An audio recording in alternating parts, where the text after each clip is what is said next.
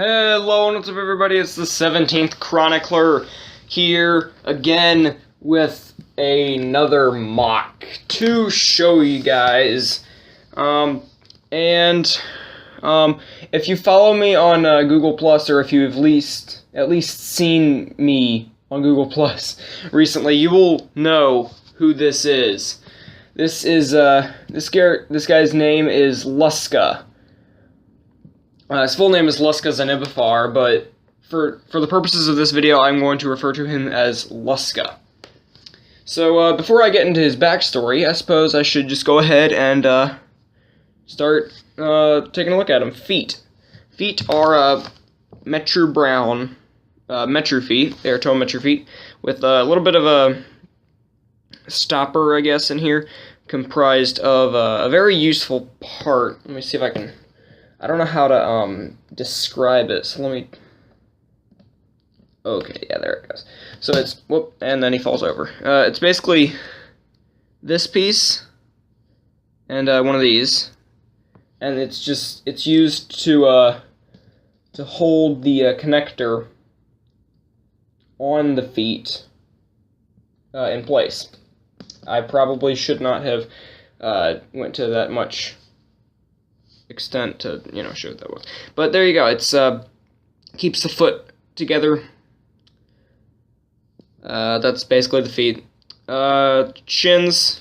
They are Rakshi shins with Vizirac feet on the front, and the gold 2015 piston add-ons on the back, attached using a half pin. That's its name. Moving up, just straight CCBS for the thighs, using the tan shells and the gold add-on. And then the torso. Torso is a little bit special here. And if I take off his chest armor, you can see this thing is pretty darn complex. Yeah, it took me a while to get this thing figured out, but you can see that I do have the 2015 gearbox in there.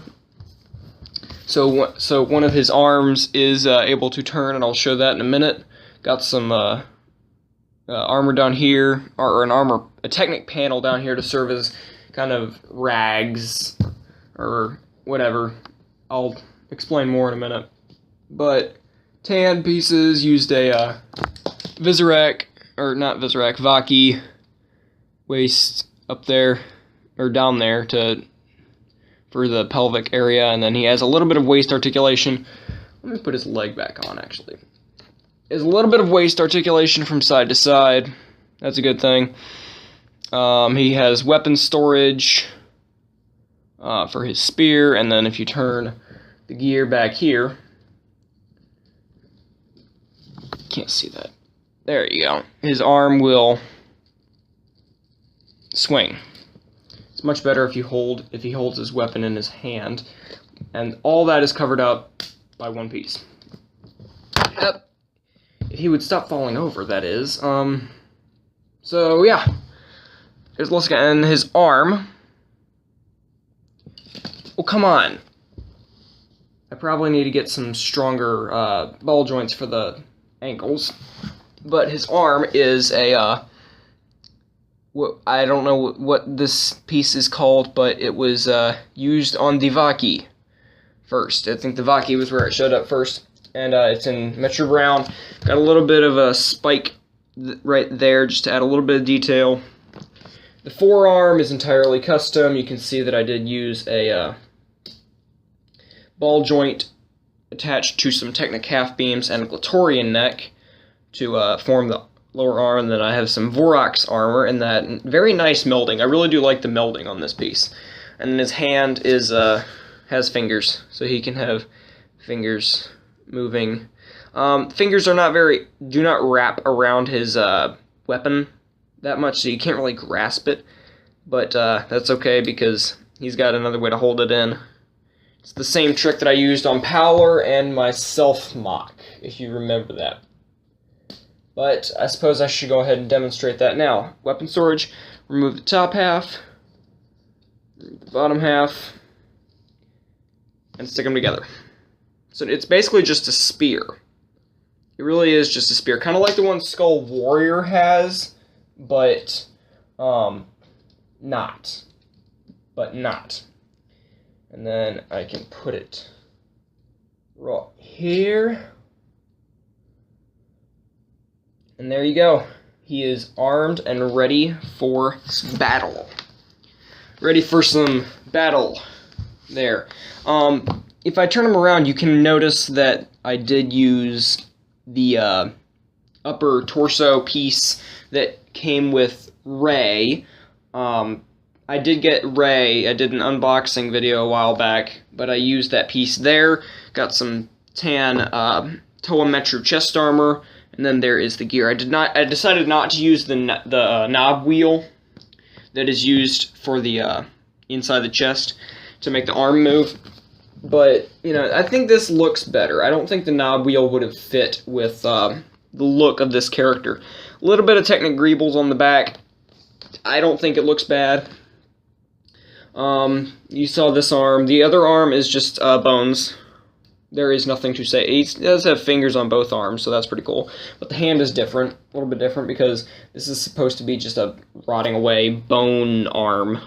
And then he's got a little bit of shoulder armor with the Vorok's armor and the gold add-on.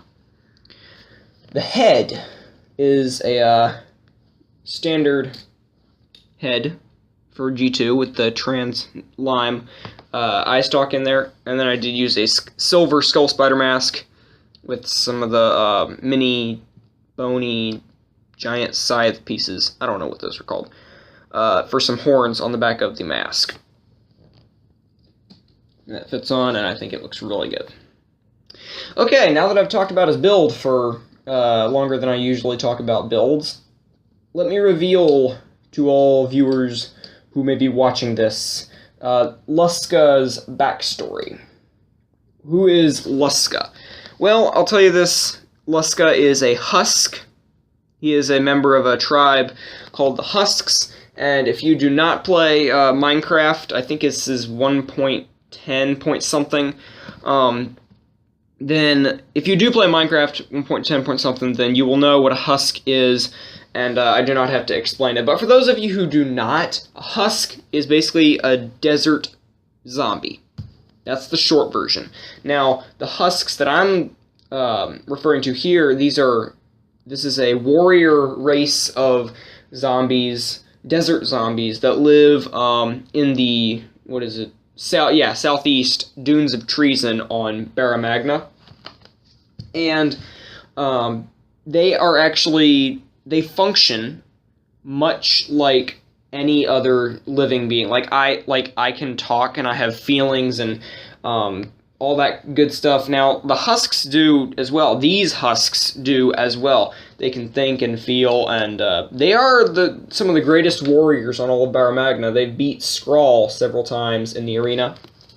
And Luska here is the captain, actually, of the warrior, the army, the Husk army. That's why you see the gold everywhere. And he's basically the Husk warrior. This is a standard armor except for the gold, and it makes him captain.